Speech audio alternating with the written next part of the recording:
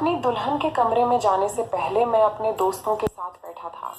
वो अजीब अजीब बातें कर रहे थे, कुछ मुझे मशवरे दे रहे थे और कुछ ऐसी बातें कर रहे थे जिस पर मुझे गुस्सा भी आ रहा था। क्या वो मुझे छोटा बच्चा समझते थे? एक ने कहा कि तूने पसंद की शादी तो कर ली है, पर मुझसे पूछ, तूने बहुत बुरा किया क्योंकि अब तुझे सारी जिंदगी अपनी पत्नी के नखरे उठाने पड़ेंगे। ये पसंद से आई हुई पत्नियां जो है ना, इंसान को बड़ा परेशान कर देती हैं। यही अगर अरेंज मैरिज वाली होती तो इतना मामला नहीं होता। दूसरा कहने लगा कि आजकल सब लड़कियां ऐसी हैं, चाहे अरेंज मैरिज हो या लव मैरिज, आदमी को जलील ही करती हैं। लेकिन अगर आदमी में दम हो तो फिर उसको कोई भी परेशान नहीं कर सकता। और तूने आज के दिन अपनी पत्नी को यह बात बता देनी है कि तू इंचार्ज है, वह नहीं। तेरी मर्जी चलेगी, उसकी नहीं। हाँ, अगर तेरी 10 बातें मान ले तो चल, तू भी उसकी 2 बातें मान लेना। लेकिन आज के दिन ही उसे ये बात समझानी है। और अब ये कैसे करना है, ये तुझे ही पता होगा। मैंने इतने सारे मशवरे और इतनी सारी बातें सुन ली थीं कि मुझे खुद ही नहीं पता था कि मुझे क्या करना है। लेकिन यह जो सामने का मंजर था, ये कुछ अजीब सा था। वह जमीन पर झुककर न जाने क्या कर रही थी। जैसे ही मैंने उसे पुकारा, मैंने कहा कि नीमरा क्या बात है, तो वह कहने लगी कि आप बाहर जाइए, मुझे दुल्हन की तरह बैठने दें। वह जिस तरह से बोली थी, मैं हैरान रह गया। मैंने कहा कि तुम्हारी आवाज को क्या हुआ, तो उसने कहा कि मेरे गले में कोई चीज फंस गई थी, आप जरा बाहर जाइए। उसने मुझे बाहर निकाल दिया और कहा कि अब दरवाजा बजा कर आना। मैं 15-20 मिनट बाहर खड़ा रहा। ये वही लड़की थी जिससे मैंने मोहब्बत की शादी की थी, लेकिन ये मुझे इस लहंगे में कुछ मोटी मोटी सी क्यों लग रही थी? कुछ मोटी नहीं, बहुत ज्यादा मोटी लग रही थी, जबकि यह तो दुबली पतली सी थी और मुझे मोटी लड़कियां अच्छी भी नहीं लगती थीं। लेकिन अभी मैंने जब उसको देखा तो उसका जो वजन मुझे काफी ज्यादा लग रहा था। फिर मैंने सोचा कि शायद यह उसके कपड़ों का वजन होगा, क्योंकि दुल्हन के कपड़े काफी भारी होते हैं। थोड़ी देर के बाद मैं कमरे में आया तो वह घूंघट के साथ बिस्तर पर बैठी थी। अभी भी मुझे मोटी लग रही थी, लेकिन यह बात मेरे दिमाग में क्यों फंस गई थी? मेरी पत्नी थी, मुझे तो पता चल ही जाता कि कौन है कैसी। मैंने जैसे ही उसका घूंघट उठाया, मेरे कदमों के तले से जमीन निकल गई। मैंने कहा कि तुम कौन हो, और उसके बाद मेरी आंख सुबह खुली। मैं अपने कमरे में नहीं बल्कि अस्पताल में था। हाँ, मेरे सारे रिश्तेदार, मेरे दोस्त यार, सब हंस रहे थे। वह कह रहे थे कि शादी की सुबह तो लड़कियां अस्पताल जाती हैं, ये पहला दूल्हा है जो खुद ही अस्पताल पहुंच गया। मेरी इतनी बेइज्जती हो रही थी कि मैं क्या बताऊं। वैसे तो सब लोग मजाक ही कर रहे थे, लेकिन फिर भी मेरे बारे में यह बात हो रही थी। मैं घर में अकेला ही रहता था। मेरा इस दुनिया में कोई भी अपना नहीं था। रिश्तेदार थे लेकिन अपने नहीं थे। फैमिली नहीं थी, माँ बाप इस दुनिया में नहीं थे, और रिश्तेदारों में भी ज्यादातर दोस्त थे। जैसे ही मेरी आंख खुली, मैं यह सोचकर परेशान होने लगा कि कहीं उन्होंने भी वह मंजर तो नहीं देख लिया जिस मंजर को देखकर मैं बेहोश हुआ था। तब एक औरत ने कह दिया कि तुम यहाँ पर बेहोश पड़े हो, तुम्हारी पत्नी इतनी शर्मीली है कि वह किसी के सामने भी नहीं आ रही है। कह रही है कि बस तुम्हें अंदर भेज दें। अब तुम्हें होश आ गया है तो थोड़ी देर अपने आप को संभालो और उसके बाद जाओ। तुम्हें बुला रही है, तुम्हारे लिए बेचैन हो रही है, और हम लोगों ने भी अपने अपने घर जाना है। जैसे मैंने बताया, मेरा ज्यादा कोई था नहीं, बस दूर पार के रिश्तेदार थे, कोई चाचा, कोई कजिन। इसलिए मैं रिसेप्शन भी नहीं कर रहा था। मैंने सोचा था कि 15-20 दिन बाद सबको बुलाकर वलीमे की छोटी सी दावत कर दूं। वह जितनी मेरी हैसियत हुई, उतनी वह लोग मुझसे मिल मिला के चले गए। और एक आंटी ने मुझे बताया कि सारा कुछ मैंने बना दिया है, खाना वगैरह भी। अब तुम्हारी दुल्हन ही संभालेगी, क्योंकि वह तो तुम्हारी मोहब्बत से लाई हुई दुल्हन है ना। इसलिए अब उसे पता होना चाहिए कि घर अकेला है। अकेला घर हो तो फायदे तो होते हैं, पर 2-4 नुकसान भी होते हैं। खैर, वह समझ जाएगी। जब वह आंटी जाने लगी तो मैंने कहा कि आपने मेरी दुल्हन को देखा? वह कहने लगी कि हाँ, जब उसके घर गए थे तब देखा था ना, बहुत प्यारी और खूबसूरत लड़की है। क्यों, तुम्हें क्या हो गया? मैंने कहा कि नहीं आंटी, जब विदाई हो रही थी तो आप कहाँ थीं? उसने कहा कि मैं वहीं पे थी। हमने उनको कहा कि विदाई दे दें। उन्होंने लड़की को घूंघट करवाया और कमरे से बाहर निकाला और उसके बाद गाड़ी में बिठा दिया। और तुम्हें तो पता है, सब कुछ ज्यादा धूमधाम से नहीं हुआ, सादगी से ही हुआ है। इसीलिए रुखसती के वक्त कोई रस्म भी नहीं हुई, बस सीधे आकर गाड़ी में बिठा दिया था। मैंने कहा कि हाँ, यह तो मुझे याद है, लेकिन उन्होंने मेरी तरफ देखा और कहा कि बेटा, परेशान लग रहे हो। कोई बात है तो मुझे बताओ। तुम्हारी माँ मेरी बहुत अच्छी दोस्त थी। अगर कोई परेशानी हुई तो मुझे फोन करना। वह ज्यादा दूर भी नहीं रहती थी। उनका नाम आंटी नज़मा था और मुझे लग रहा था कि मुझे वाकई मदद की जरूरत पड़ेगी। मैंने कहा कि जी, अगर मुझे कोई मदद की जरूरत हुई तो मैं आप ही को फोन करूंगा। वह भी कहकर चली गईं कि कोई परेशानी नहीं है। लेकिन परेशानी तो कमरे में बैठा था, क्योंकि जैसे ही मैंने अपनी पत्नी का घूंघट उठाया, वहां पर मेरी पत्नी थी ही नहीं। अब मैं यह सोचकर परेशान था कि मेरी पत्नी कहाँ थी, कमरे में कौन था। मैं अच्छी तरह से जानता था कि वह नीमरा नहीं थी। इसीलिए मैंने अपना फोन निकाला और जल्दी जल्दी उसका नंबर मिलाने लगा। जैसे ही मैंने उसका नंबर मिलाया, घंटी तो जा रही थी, लेकिन वह फोन नहीं उठा रही थी। मैंने उसको मैसेज करने शुरू कर दिए कि कौन है वो जिसको तुमने अपनी जगह पर बिठा दिया है। कहाँ हो तुम, किधर हो? बताओ मुझे, मैं परेशान हो रहा हूँ, मैं पागल हो जाऊंगा। मुझे कुछ तो बताओ, कुछ तो करो। लेकिन वह जवाब नहीं दे रही थी। पहले तो मैसेज जा रहे थे, पर वह देख नहीं रही थी। अब तो मैसेज भी नहीं जा रहे थे, मतलब कि वह ऑफलाइन हो गई थी। वह भी मेरी तरह ही थी। उसकी फैमिली में भी उसकी एक माँ ही थी और कुछ इधर उधर के रिश्तेदार थे, ज्यादा अपने लोग नहीं थे। इसीलिए तो हम दोनों ने अपनी मर्जी से शादी कर ली, वरना ये समाज हमारे बीच में आके खड़ा हो जाता। लेकिन वह थी काफी अमीर। वह अपने बाप की दूसरी पत्नी की औलाद थी और उसका बाप एक रईस और अमीर आदमी था। लेकिन मुझे उसकी दौलत से कोई मतलब नहीं था, क्योंकि मेरे बाप ने भी मेरे लिए घर छोड़ा था और मैं भी पढ़ा लिखा था। और इन्हीं दिनों मेरी बहुत अच्छी नौकरी भी लगी थी। बस सोच रहा था कि अपनी मर्जी की पत्नी ले आऊंगा और साथ मिलके रहेंगे, मोहब्बत होगी, खुशियां होंगी। लेकिन ये क्या, शादी के वक्त मेरी पत्नी ही गायब हो गई। मेरे दोस्त का मुझे फोन आया। यह मेरा दोस्त बाकियों से ज्यादा अलग था। उसने कहा कि तेरे साथ पता नहीं क्या हुआ।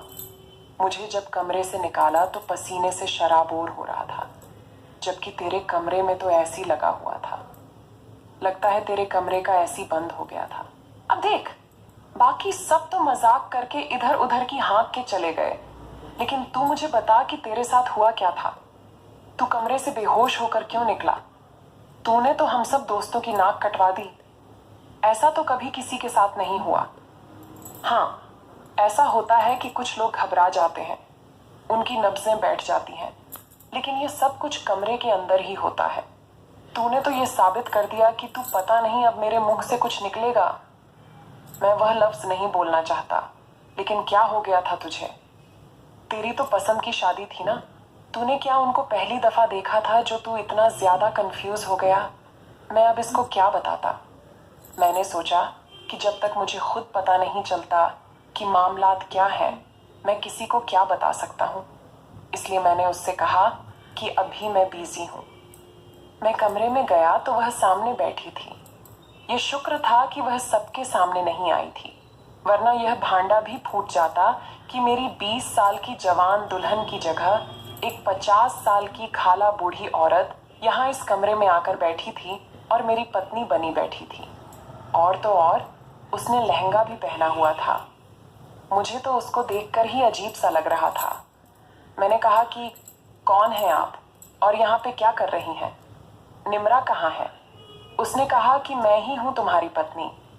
तुम्हारी शादी तो मुझसे हुई है। मैंने कहा कि ये किस किस्म की बात है? मेरी शादी निम्रा से हुई है और हमारी शादी कोई अरेंज मैरिज नहीं बल्कि मोहब्बत की शादी हुई है। हमें पता है कि हम लोगों ने एक दूसरे से शादी की है। आपको हवा में तीर चलाते हुए शर्म नहीं आती? मैं आपसे इज्जत से बात कर रहा हूँ, आपकी उम्र का लिहाज कर रहा हूँ। मुझे बता दें कि निम्रा कहाँ है, क्योंकि अब उसका फोन भी बंद हो गया, आउट ऑफ रीच जा रहा है। कोई बहुत बड़ी गेम हो रही है। मेरे साथ इतना बड़ा धोखा वह कैसे कर सकती है?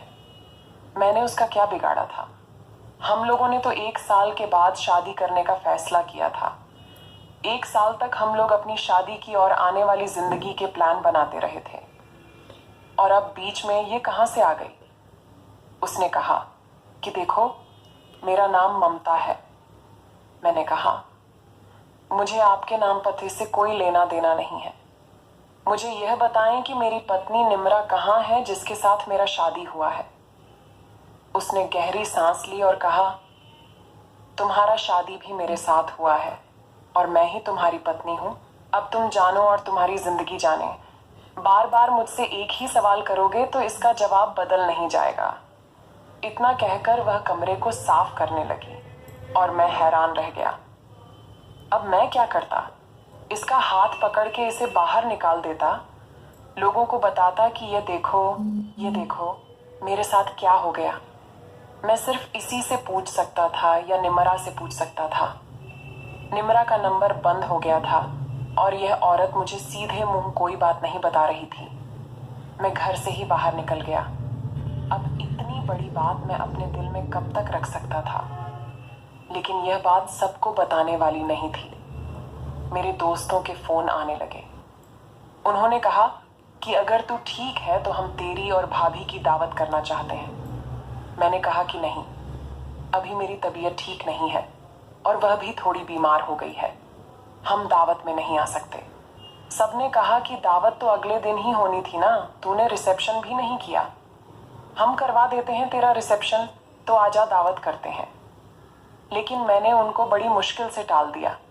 मैंने कहा कि नहीं, 1 हफ्ते बाद प्लान बनाएंगे, जबकि मुझे पता था कि अगर 1 हफ्ते में ये मामला हल नहीं हुआ तो मैं 1 हफ्ते बाद भी नहीं जा पाऊंगा। क्या हो रहा था मेरे साथ? ये हो क्या गया था? निम्रा कहाँ थी? कहाँ चली गई थी? अचानक से कैसे गायब हो गई? ऐसे गायब हो गई जैसे कभी थी ही नहीं। कहीं मैं पागल तो नहीं हो गया था? कहीं मैंने इसी औरत को निम्रा तो नहीं समझ लिया था? कहीं यही तो वह औरत नहीं थी जिसके साथ मैंने मोहब्बत की थी और मुझे यही औरत नीमी जैसी खूबसूरत लगती थी? क्या मेरा दिमाग इस हद तक खराब तो नहीं था? नहीं, ऐसा नहीं हो सकता था। मेरे माँ बाप इस दुनिया में नहीं थे, लेकिन इसका मतलब यह नहीं कि मैं कोई पागल था। जब मैं वापस घर आया तो घर का माहौल देखकर मैं हैरान रह गया। क्या ये मेरा घर था? घर को इतनी अच्छी तरह से सजाया गया था, चमकाया गया था, साफ किया गया था कि मैं हैरान रह गया था, क्योंकि मैं यहाँ पर अकेला रहता था। मुझे तो ऐसे लग रहा था कि जैसे मैं घर में नहीं बल्कि जन्नत में आ गया हूँ। इतनी अच्छी खुशबू आ रही थी और एक खुशबू नहीं आ रही थी। एक तो घर की सफाई सुथराई की खुशबू थी और दूसरी खाने की खुशबू थी। जब से मैं बेहोश हुआ था उसके बाद से मैंने कुछ भी नहीं खाया था। सिर्फ आंटी ने मुझे एक जूस का गिलास ही पिलाया था, तो मुझे बहुत भूख लगी हुई थी। मैंने देखा तो उसने सामने टेबल पर खाना लगा दिया था। यूं समझो कि खाना लगाया नहीं, खाना चुन दिया था। ऐसा लगता था कि कोई शाही दावत है। मैं हैरान रह गया। मेरा तो मूड था कि मैं न तो इससे बात करूंगा और न ही इसका बनाया हुआ खाना खाऊंगा। ये मुझे कहेगी कि खाना खा लो तो मैं कहूंगा कि मुझे भूख नहीं है और मुंह बना के कमरे में चला जाऊंगा। लेकिन जैसे ही उसने कहा कि खाना खा लो तो मैंने कहा कि हाथ मुंह धो के आता हूं। मैं हाथ मुंह धोने गया तो मेरा बाथरूम भी चमक रहा था। अरे, बाथरूम से तो मुझे आज तक खुशबू नहीं आई थी, लेकिन अब यहां से भी खुशबू आ रही थी। उसने तो एक ही दिन में मेरे घर को जन्नत बना दिया था। खैर, मैं बाहर आया और वो मेरे लिए खाना निकालने लगी। मैंने कहा कि मैं खुद ले लूंगा। जब मैंने खाना खाया तो मैं हैरान रह गया। इतना लजीज खाना। ये औरत थी या कोई जादूगरनी? क्या इसने ये घर जादू से साफ किया था और ये खाना भी जादू से बनाया था? क्योंकि इतना लजीज खाना तो मैंने आज तक नहीं खाया था। मुझे वो दिन याद आया जब मैं और निम्रा एक कैफे में बैठे थे और वो कहने लगी थी कि मुझे तो खाना बनाना नहीं आता। मैंने कहा कि तुम मजाक कर रही हो, तो उसने कहा कि नहीं, मुझे खाना बनाना नहीं आता। मुझे खाना बनाने की क्या ज़रूरत है? घर में नौकरानी थी, वही खाना बनाती थी या फिर अम्मी खाना बनाती थी। मेरा कभी इस तरफ ध्यान ही नहीं गया। मैंने कहा कि फिर खाना कौन बनाएगा, क्योंकि मेरे घर में भी और कोई औरत नहीं होगी। तो उसने कहा कि कर लेंगे कुछ ना कुछ। आजकल तो ऐसे ऐसे होटल हैं, अच्छे अच्छे खाने होते हैं, साफ सुथरे तरीके से बनाए जाते हैं। ऑर्डर कर लेंगे, थोड़ा बहुत मैं सीख लूंगी, थोड़ा बहुत तुम सीख लेना, कभी तुम बना लेना, कभी मैं बना लूंगी। मैंने उसे समझाया कि सीखने से वो वाले खाने तो नहीं बनाने आते ना जो अच्छे वाले खाने होते हैं, जैसे निहारी, बिरयानी, नरगिसी कोफ्ते। तो उसका कहना था कि वो खाने तो मेरी माँ को भी नहीं आते थे, तो मुझे किसने सिखाने थे? ये तो शाही खाने होते हैं। लेकिन आज हमारे इस टेबल पर यही खाने पड़े हुए थे।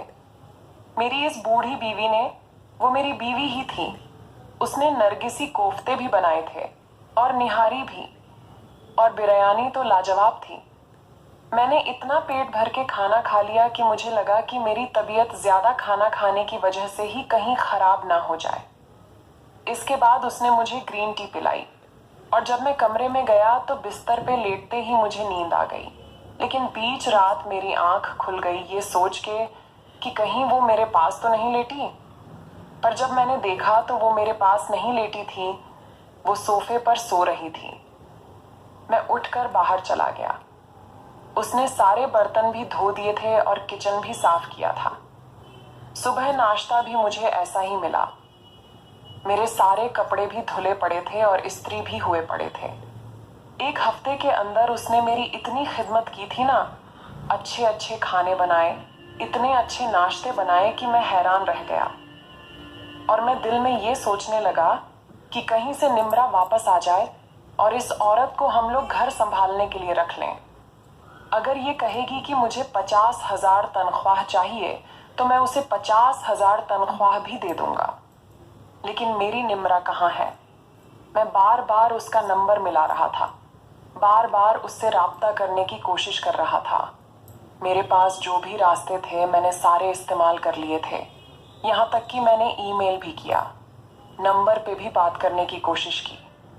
लेकिन न जाने वो कहाँ गायब हो गई थी।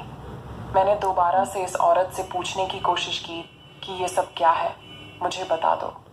उसने कहा कि आप जितनी दफ़ा भी पूछेंगे मेरा जवाब नहीं बदलेगा, इसलिए बार बार मुझे इम्तिहान में न डालो।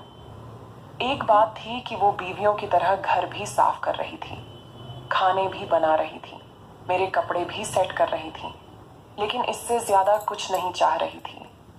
वो अपना हक नहीं मांग रही थी मुझसे, ना ही मेरे पास आ रही थी, न मुझसे कोई ऐसी वैसी बात कर रही थी। एक हफ्ता कैसे गुजर गया पता ही न चला। मेरे दोस्तों ने फिर से दावत का शोर डाल दिया। मैंने कहा कि नहीं आ सकता, तो वो ही अचानक से मेरे घर आ गए। उन्होंने धावा बोल दिया।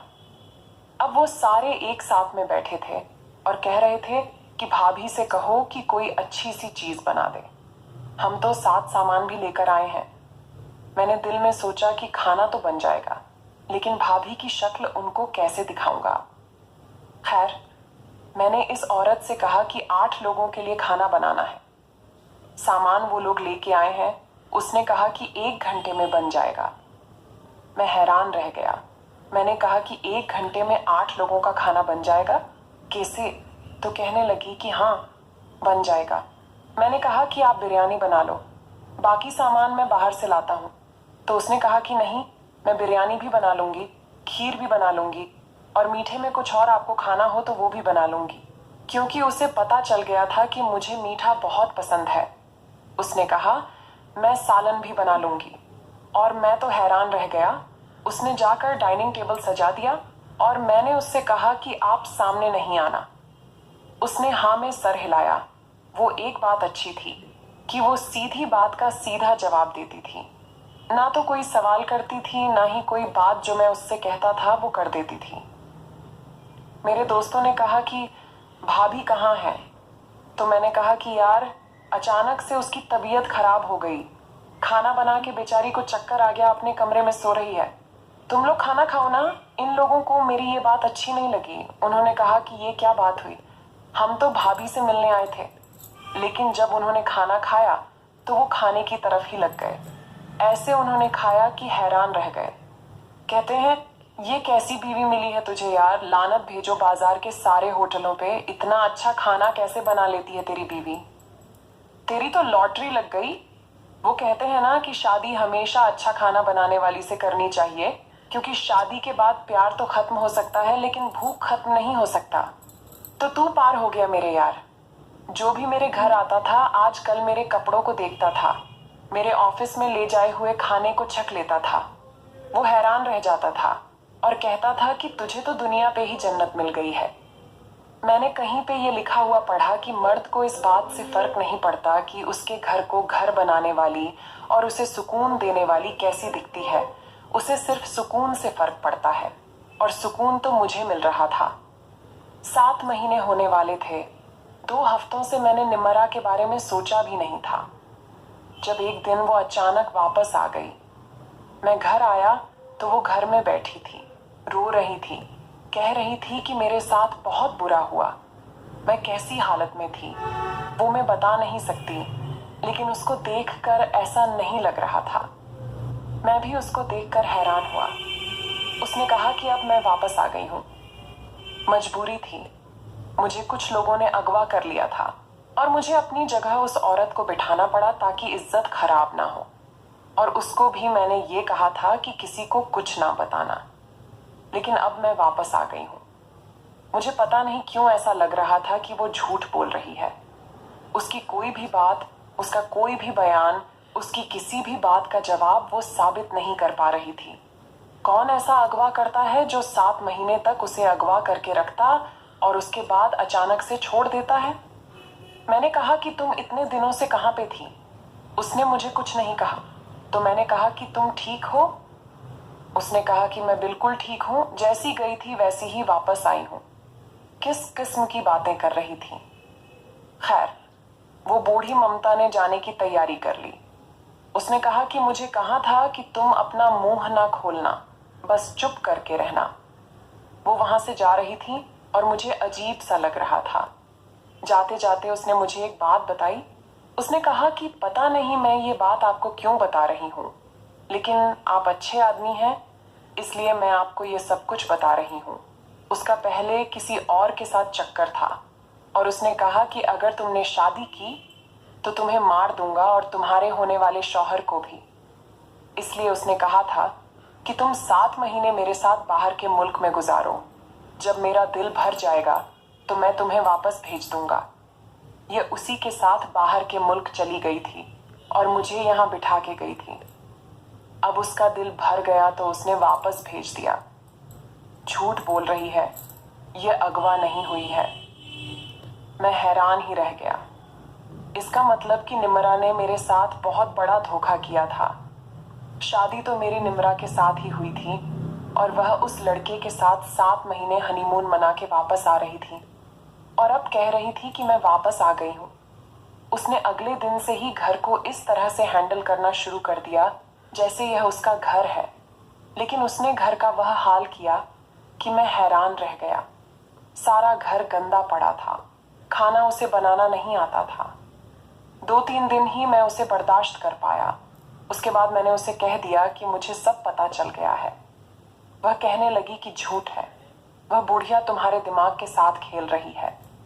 मैंने कहा कि फिर तुम ही बताओ कि 7 महीने तक कौन किसको अगवा करके रखता है, और फिर तुम कहती हो कि मैं बिल्कुल ठीक हूँ। फिर उन्होंने तुम्हें अगवा ही क्यों किया था जब उनको तुमसे कुछ चाहिए ही नहीं था? पहले तो वह इनकार करती रही, लेकिन फिर मान गई और उसने कहा कि तुम्हें आजकल कोई भी लड़की ऐसी नहीं मिलेगी जिसका कोई पास्ट ना हो। मेरा भी पास्ट था, लेकिन मैं उस पास्ट को निपटा के आई हूँ और ऐसे नहीं आई हूँ मेरे पास बहुत सारे पैसे हैं। उसने मेरे अकाउंट में बहुत सारे पैसे डाले हैं। यूं समझो कि हम फिर से पूरी दुनिया की सैर करने जा सकते हैं। और अब मैं तुम्हारी हूं। मैंने कहा कि हाँ, मुझे शायद कोई ऐसी लड़की ना मिले जिसका कोई अतीत ना हो, लेकिन मेरा कोई अतीत नहीं है। मर्द होकर मेरा किरदार साफ है, तो फिर मैं तुम्हें कैसे कबूल कर सकता हूं? उसने कहा, फिर तुम क्या करोगे? उस ममता से शादी करोगे? मैं खामोश हो गया। जैसे औरत की खामोशी कभी कभी हाँ होती है, ऐसे ही मर्द की खामोशी भी हाँ हो सकती है। मैंने निमरा से जान छुड़वा ली और उससे अपने रास्ते अलग कर लिए। लेकिन अभी मुझे यह नहीं पता कि मैं ममता से शादी करूं या नहीं, क्योंकि वह घर को संभालने में बहुत अच्छी है। लेकिन एक औरत को हम सिर्फ घर संभालने के लिए तो नहीं लाते। अब मुझे आप लोगों की मशवरा की ज़रूरत है। आप लोग मुझे बताइए कि मैं क्या करूं। मुझे यह भी पता चला है कि वह औरत बड़ी मजबूर है। उसने यह सब कुछ पैसों के लिए किया था, क्योंकि उसका इस दुनिया में कोई भी नहीं है। और यहाँ से वह किसी के घर नहीं बल्कि महिला आश्रम गई है, क्योंकि पहले भी वहीं रहती थी। निमरा उसे वहीं से पकड़ के लाई थी। अब तो वह भी उसकी मदद नहीं करेगी, क्योंकि उसने अपना मुंह खोल दिया। अब मुझे आप लोगों के मशवरा की सख्त ज़रूरत है। मुझे बताइए कि मैं इस औरत से शादी कर लूं या फिर उसकी मदद करने के लिए कोई और कदम उठाऊं। अपना मशवरा मुझे ज़रूर दीजिएगा, बताइए, ताकि मैं फैसला कर सकूं। अगर आपको हमारी कहानी पसंद आई हो तो वीडियो को लाइक करें। चैनल पर नए हैं तो चैनल को